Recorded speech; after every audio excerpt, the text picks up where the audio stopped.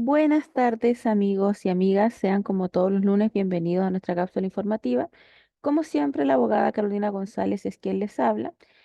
Y hoy vamos a hablar de un tema que es un tema de los más complejos que nos toca ver a los abogados de familia, que es la interferencia parental.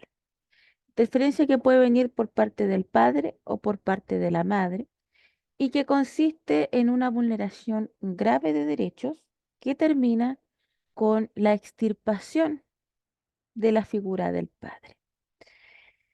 A ver, cuando nosotros tenemos hijos o decidimos unirnos en una relación sentimental donde hay hijos comunes, hay descendencia, inmediatamente se forman dos ejes o yo voy a asumir dos roles dentro de esa relación.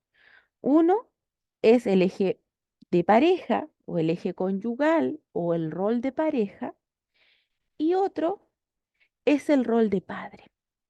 Cuando nosotros terminamos una relación, se rompe el sistema conyugal, pero tenemos que entender que siempre vamos a ser padres. Este nexo parento-filial o materno-filial no se va a romper por el término de relación de pareja. Estos casos de interferencia se da en muchas ocasiones cuando uno de los padres no acepta el quiebre y pretende triangular a su hijo o hija, generar alianzas y poner a este niño o niña de su parte, inoculándole relatos en contra del papá, predisponiéndolo en contra del papá en una etapa muy temprana de su vida. Porque entendamos que los niños a los 5 años, 4 años, no van a tener una visión propia de lo que es el papá, sino que tienen una visión idealizada de lo que podría ser un padre, que guarda principal relación con el relato que uno como papá puede transmitir. En estos casos, que vamos a hablar del caso de interferencia, no en aquellos casos en que sí es real la ocurrencia de los hechos. Generalmente tenemos una pareja, una madre, digamos, que inventa una situación de violencia intrafamiliar, porque digo que inventa porque no es una situación que en los hechos ha ocurrido, pero ella amparándose de las convenciones internacionales, de la obligación del Estado a proteger a la víctima, genera esta denuncia a sabiendas que eso va a generar una prohibición de acercamiento respecto del padre. Si el padre se defiende, no se defiende, hasta ahí quedó, consiguió su objetivo, el padre no va a tener más relación con el hijo a raíz de esta denuncia. Pero si el padre se defiende, comienza esta escalada de interferencia marital, que es una especie de violencia vicaria, una violencia hacia el hijo, que es una causal de maltrato infantil grave, donde luego que no le funciona esta denuncia de violencia familiar, empieza a generar una serie de, atribuirle al hijo una serie de enfermedades como TEA, como alergia a la proteína de la vaca, como asma, entre otras cosas, que es para prohibir el acceso libre del padre a ese niño o de la madre, si es el padre quien tiene el cuidado personal. Estas situaciones graves terminan con denuncias de abuso sexual, donde probablemente ese padre va a ser extirpado definitivamente de la vida del hijo con una prohibición de acercamiento que no tiene mayor asidero en la realidad, salvo en lo que la madre pudiera estar atribuyendo, como que su hijo estuvo expuesto a violencia familiar y por eso no quiere al padre, que el hijo fue víctima de alguna situación de violencia familiar y por ello el tribunal tiene que protegerlo. Porque en materia de familia rige el interés superior del niño, que incluso prima por sobre la presunción de inocencia. Una cosa es que usted penalmente sea absuelto de una acusación de violencia intrafamiliar o de una acusación de abuso sexual, pero para el tribunal siempre va a estar este elemento vulnerador, para el tribunal de familia, este elemento vulnerador que debe pesquisarse, porque se genera un daño en el niño. Ahora, estos procesos son largos, siempre van increciendo hasta que uno logra demostrar esta situación. Para demostrar aquello no es barato, ¿ya? Hay que realizar peritajes, peritajes psicológicos, peritajes psiquiátricos, que demuestren que esta persona tiene una alteración en su percepción de la realidad, sea porque tiene un trastorno de personalidad, sea porque tiene algún trastorno orgánico de base, pero algo que en ese minuto la está interfiriendo. Estos peritajes son caros, los procesos son largos, son desgastantes, y uno sabe que esta situación debe interrumpirse, porque de no interrumpirse va a generar una acusación aún más grave. Pero ¿qué pasa? Que generalmente los papás aguantan la primera denuncia, la primera acusación sin abogados, sin defenderse, y cuando ya deciden defenderse, ya están cansados.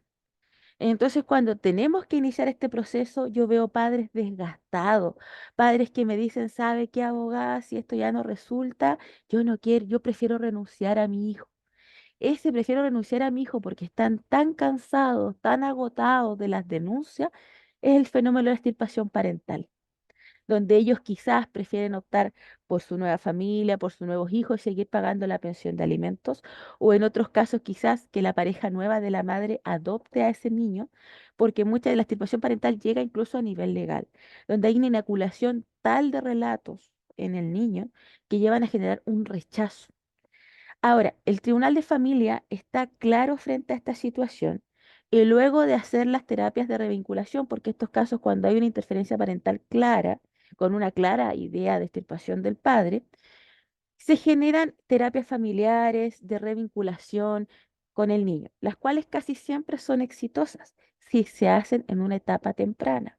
Pero si ya estamos dentro de la autonomía progresiva con un adolescente que ya no está, que está reacio a la intervención, frente a eso ya se logró el objetivo. A mí me gustaría decir que el sistema protege a los papás. Lamentablemente no es así porque el sistema está en base a las víctimas. Y estas personas que tienen trastorno de personalidad, que tienen una idea de extirpación, de extirpación de la figura paterna, saben cómo funciona el sistema y se agarran de esa postura de víctima para empezar a generar denuncias y ataques de tal manera que a sabiendas que el tribunal tiene la obligación de protegerlo, de protegerla y de no cuestionarla. En este escenario, la ley Amor de Papá del año 2012 vino a equiparar un poco la situación y señala que el cuidado personal puede ser detentado por el padre o por la madre. No antiguamente que correspondía el cuidado personal a la madre y la patria potestad al padre.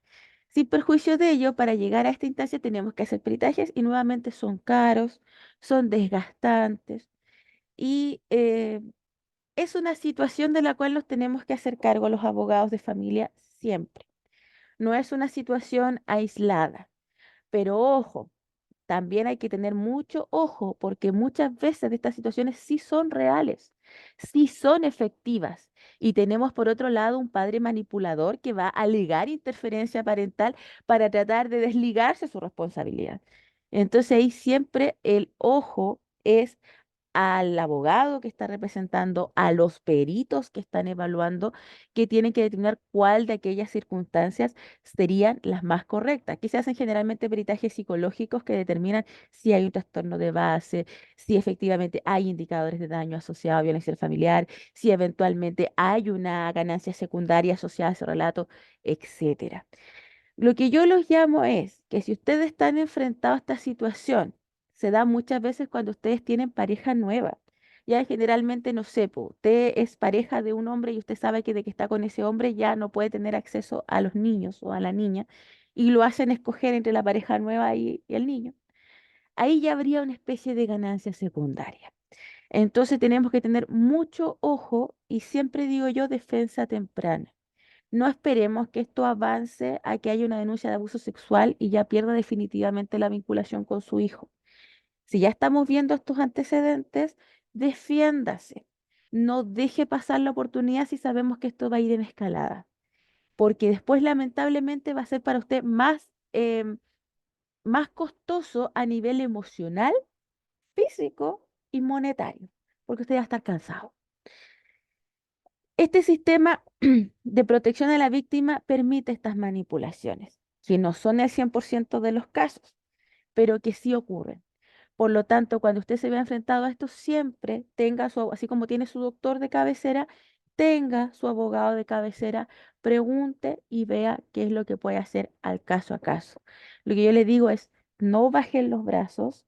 Este sistema, muchas veces me dicen, es un sistema pro mujer, se puede dar vuelta siempre y cuando usted actúe en conjunto con su abogado. Ellos van a generar la mejor estrategia para defenderlo y que esa estrategia sea en la medida de lo posible temprana. No cuando ya está con el agua hasta el cuello, que va a ser mucho más difícil poder revertir esta situación. Que tengan una linda semana.